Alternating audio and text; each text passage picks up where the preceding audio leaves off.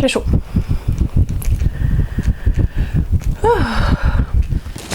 Bonjour à tous, j'espère que vous allez bien. Je vous retrouve aujourd'hui pour une nouvelle vidéo où je vais vous parler de comment ma lecture a évolué au fil du temps.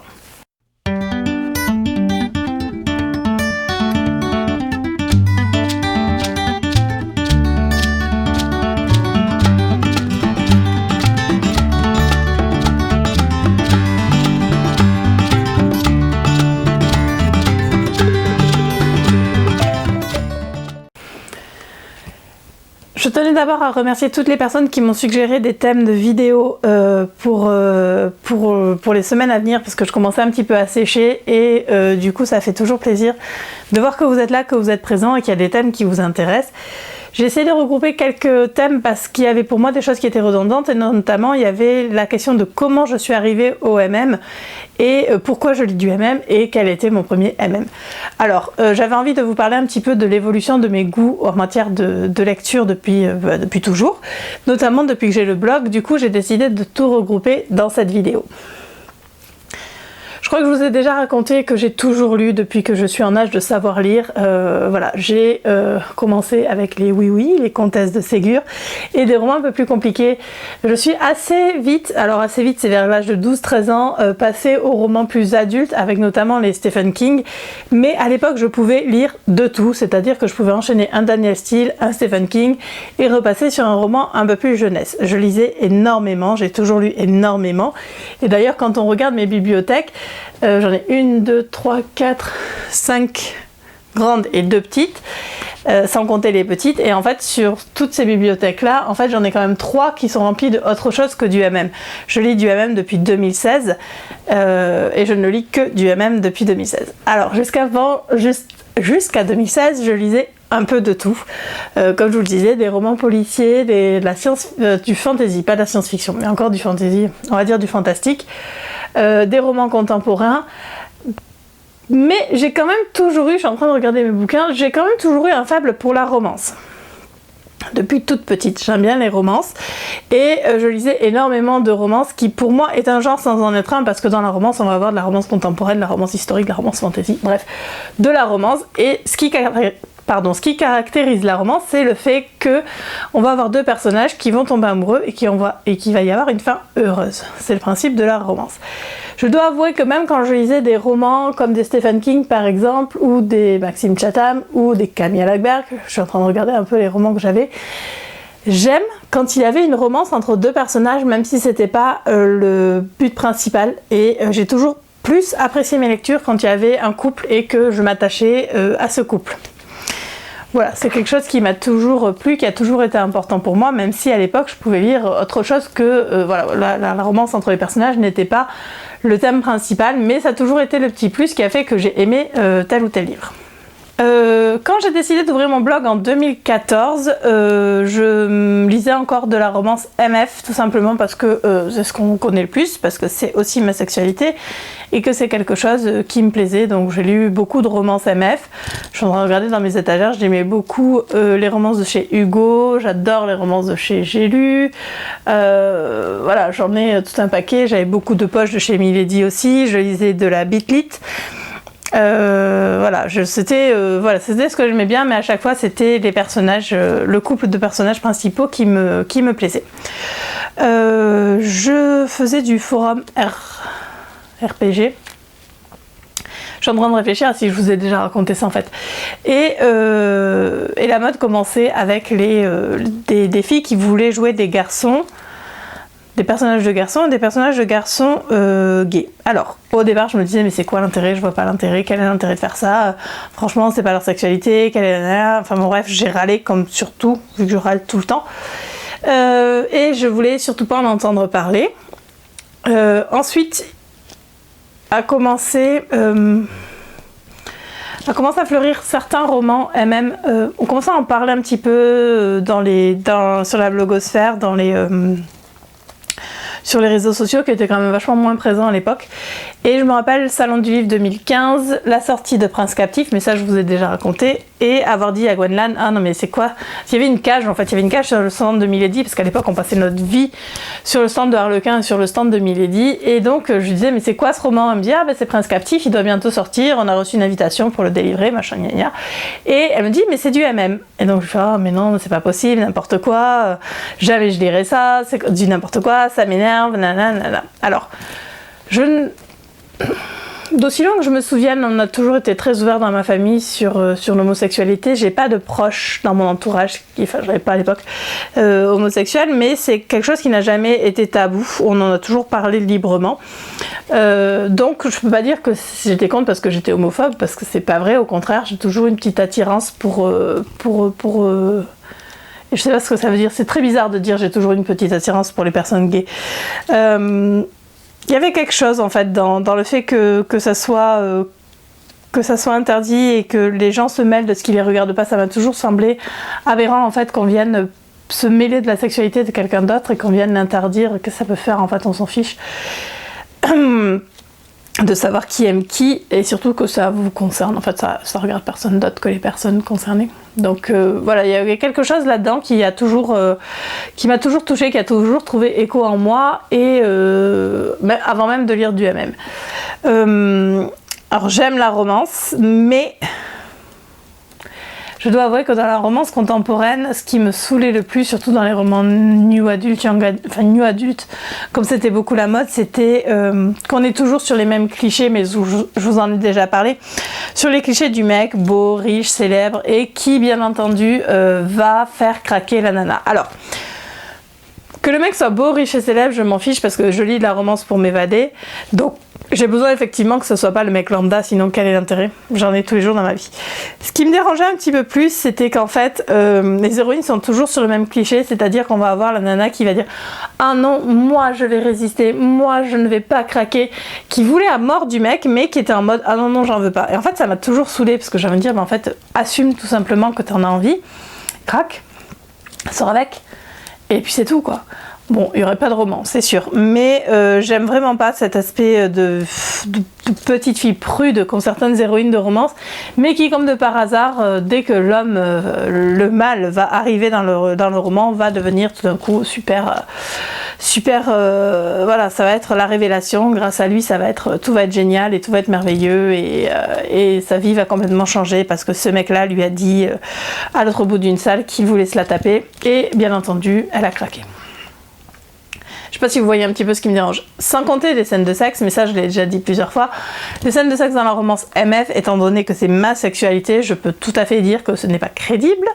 Et même si c'est le but de la romance, hein, on est d'accord que c'est de nous faire voyager et de nous faire rêver, ben moi ça me fait pas rêver. Je me suis jamais identifiée aux personnages principaux, vraiment c'est quelque chose où je m'identifie pas au personnage, j'ai pas besoin de m'identifier au personnage.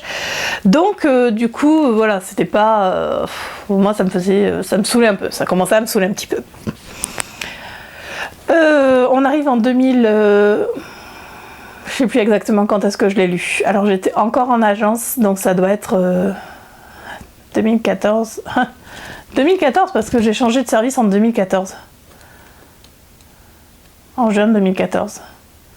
La vache. En fait j'ai commencé le blog quasiment quand je suis partie.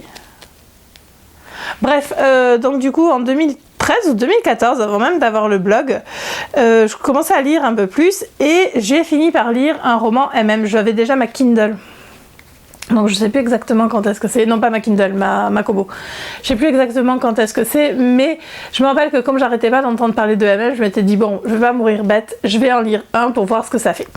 J'ai téléchargé un livre et j'ai téléchargé Tomber pour lui de D.M. Marshall chez Dream Spinner Press, qui est donc le tout premier MM que j'ai lu. Je l'ai lu en secret. J'en ai parlé juste à une collègue de boulot en lui disant que j'avais bien aimé et que les scènes de sexe, ça se laissait lire, c'était franchement sympa. Mais voilà, j'en relirai pas d'autres. Enfin voilà, j'avais lu, c'était sympa, mais je préférais rester sur mes romances. À l'époque, je crois que je lisais énormément de Beat It, donc voilà, c'est donc le premier MM que j'ai lu en secret, en fin 2013, début 2014, je sais plus exactement quand. Mais j'étais encore en agence, donc c'était avant le mois de mai 2014. Le temps a passé, j'ai arrêté d'en lire, j'en ai pas relu d'autres, j'ai même dit que je ne voulais pas en lire. Puis l'engouement est monté, il y en avait de plus en plus et Emily Eddy a commencé à publier des romans. Je voulais lire Après l'effort de Abigail Roux et Madeleine Urbain. C'est ça. Il devait sortir au mois de septembre ou août, je sais plus, et Charlotte des Voyages littéraires et Coralie de la Malle aux Livres, donc Gwendoline de la Malle aux Livres, était venue passer un week-end quelques jours à Brest et on a décidé de lire un roman ensemble, de se faire une lecture commune sur un roman MM pour voir un petit peu ce que c'était. Et on a décidé de lire à l'époque qui s'appelait The Hidden Face, Hors-jeu de Amélie et Marie Rage. Voilà, donc je dis souvent que c'est le premier MM que j'ai lu. C'est pas tout à fait vrai, vu que le premier MM c'était Tombé pour lui, mais c'est le premier MM qui m'a fait virer de bord. On va dire ça comme ça. J'ai adoré. J'ai énormément aimé ce roman. On l'a dévoré en quelques jours avec les filles. On l'a toutes les trois adoré. Et de ce jour-là, ça a été fini, presque. J'ai eu du mal à passer à autre chose. J'ai lu celui-là début août et Charlotte m'a dit que, donc on attendait après l'effort, Charlotte m'a dit mais les auteurs ont écrit une autre série de romans qui est vachement bien, il y a 4 tomes qui sont sortis en français, il faut que tu les lises. Donc du coup j'ai cherché et donc elle m'a envoyé le lien de celui-ci, donc en français, qui s'appelle Traque à New York. Voilà. Traque à New York, le titre français. Il s'agit donc du premier tome de la série Cut and Run de Abigail Roux et Madeleine Urbain, donc Taï et Zayn, pour ceux qui n'auraient pas reconnu la couverture. Je me rappelle que quand j'ai commencé... Tiens d'ailleurs... Quand j'ai commencé ma lecture... Il y a quelqu'un qui fait des travaux. Quand j'ai commencé ma lecture, j'arrêtais pas d'envoyer des messages à Charlotte, genre, mais t'es sûre que c'est du MM? Parce que, sérieux, il y en a un qui est veuf. Mais t'es sûre que c'est du MM? Parce qu'il se tape une hôtesse de l'air. Mais t'es sûre que c'est du MM? Et elle arrêtait pas de me dire, mais oui, tu verras. Et donc, j'ai commencé à lire le premier tome de Taï Zayn pour la première fois de ma vie, au mois d'août 2016. Et j'ai enchaîné les 9 tomes. Alors, j'ai terminé le tome 4... qui était le dernier tome traduit en français à l'époque. Il devait être minuit ou 1h du mat. Et là, j'ai hurlé tout ce que je savais parce qu'il était hors de question que ça s'arrête comme ça. Parce que la fin du 4, pour ceux qui l'ont lu, c'est un énorme cliffhanger. Rassurez-vous, aujourd'hui, on en est au tome 8 et il manque le tome 9. Je crois que le tome 8 est traduit. En tout cas, le tome 7. Et tome 8 aussi, il me semble. Donc la série est maintenant chez Rainbow pour les tomes 6 à 8. Sachant que les tomes 1 à 5 étaient chez Dream Spinner Press et que malheureusement l'auteur ayant récupéré ses droits, ils sont introuvables aussi bien en anglais qu'en français. Donc je suis super contente de les avoir tous en papier parce que voilà, c'est Taï et Zayn, je les ai dans la peau, hein. Je vous ferai des photos de mes tatouages. Mais bon, bref.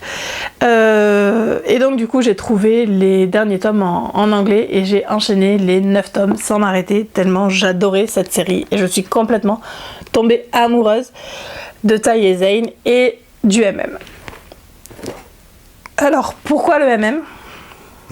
Déjà, comme j'ai dit plusieurs fois, au niveau de la sexualité, ce n'est pas ma sexualité et c'est bête et méchant, mais ça me semble beaucoup plus logique des mecs qui sont plus endurants que des filles, parce qu'on se dit toujours que les mecs c'est un petit peu plus mécanique.